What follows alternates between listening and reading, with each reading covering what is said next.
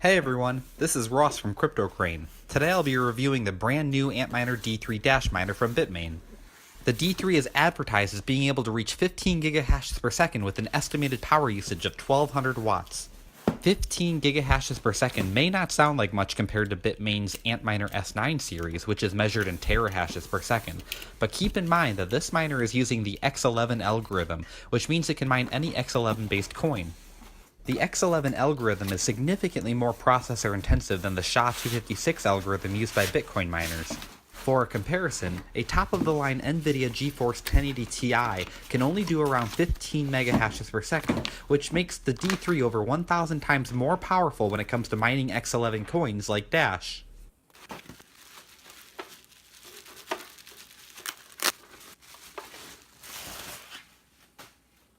As you can see here, you'll need a power supply that has at least 10 6-pin PCIe power connectors. That's 3 for each of the 3 hashing boards and 1 more for the controller. The D3 has dual 120mm high airflow fans, 1 for intake and 1 for exhaust. On the front, you'll find the network port, status lights, and reset button. I should point out that there's a fair amount of dust on the fans right out of the box. It's always been assumed that Bitmain likes to test their devices before shipping. I suppose no one should be surprised here. Unlike some of the power supply confusion that surrounds other AntMiners, we can finally say that there's a single most recommended power supply, the APW3++. Unlike the previous generations APW3 and APW3+, the APW3++ is capable of supplying up to 1200 watts over 110 volt and up to 1600 watts over 220 volt. Since the D3 only needs 1200 watts, this will work in either situation. Since the APW3++ is a server-grade power supply, it can actually run at the full 1200 watts non-stop. That's not something I'd recommend for a consumer-grade PC power supply. Since I'm not very close to my internet router, I'm going to use a Wi-Fi bridge. Notice the watt meter at the top right portion of the screen shows that I'm currently connected to a standard 120 volt circuit. The APW3++ requires a C13 power cable, which it does not come with. Always remember to connect the power connectors from the power supply to the miner before plugging in the power supply to the wall. As you're about to hear, the D3 is not a quiet machine. These are not suitable for an office or a living room.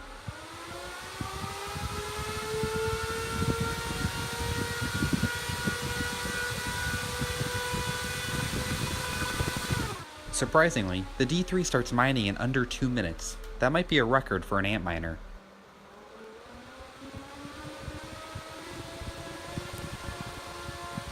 Well, this is a nice surprise.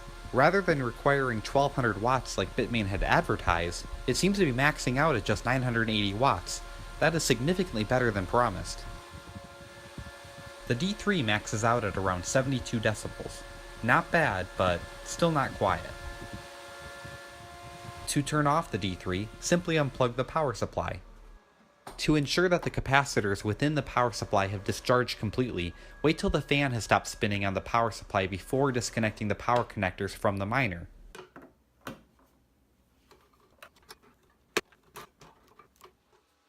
I wanted to compare the power usage when using the same configuration on a higher voltage circuit. As you can see, the D3 requires just over 910 watts on this 240 volt circuit. Thus far, my initial impressions of the hardware are very positive.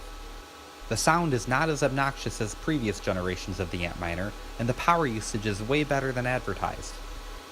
Now that we've completed the hardware setup, let's move on to the configuration. To reach the miner's web management interface, I entered the D3's IP address into a web browser. Please note that you can only reach this IP address while you're on the same network as the miner. The default username and password are both root. Yep, it's an AntMiner D3.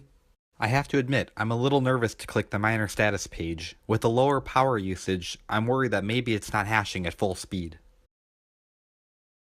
Wow. Okay, that's 17.5 gigahashes per second. That is more than a 10% improvement over what they advertised.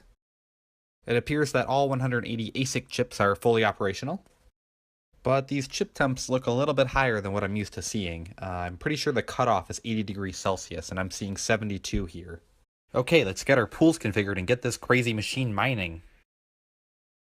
I've chosen nicehash.com for my first pool. NiceHash is different than other pools because it actually resells your hashing power to the highest bidder. Remember, the AntMiner D3 is an X11 based ASIC.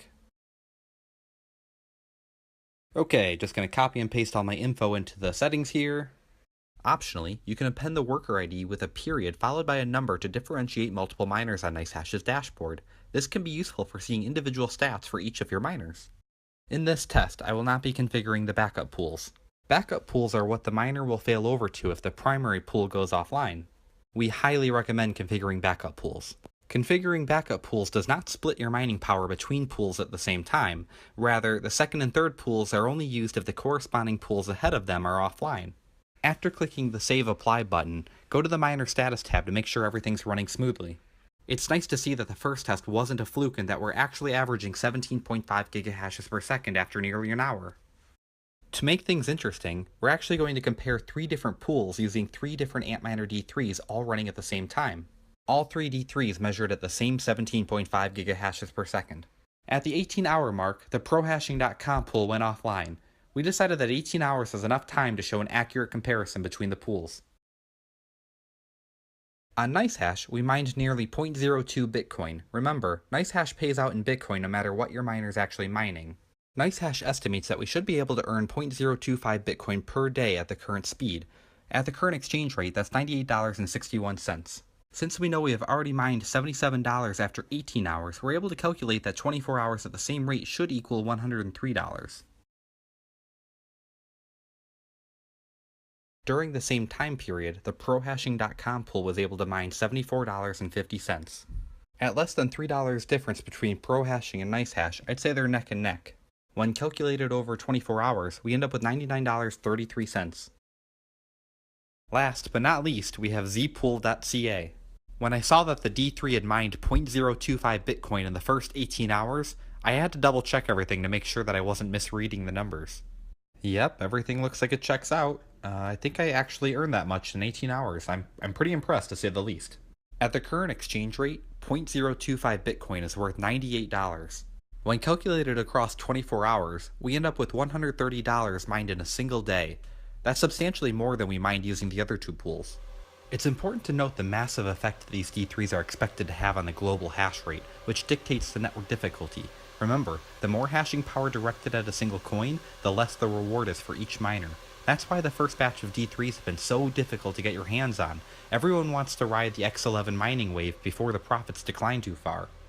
In conclusion, we found that the AntMiner D3 has far exceeded our expectations. Bitmain has knocked one out of the park with this release. Not only do they use significantly less power than originally advertised, they are a full 2.5 gigahashes per second faster than promised. The only remaining questions are how reliable will they be over time, and how profitable will they continue to be when more X11 miners come on the market.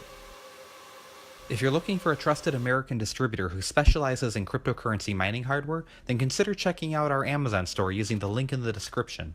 As of this recording, we still have AntMiner D3s in stock and ready for immediate shipping to customers located within the United States. Make sure to check the description for inventory updates as well. Thanks for watching. Don't forget to subscribe or leave a question in the comment section down below. We always try to answer to the best of our ability.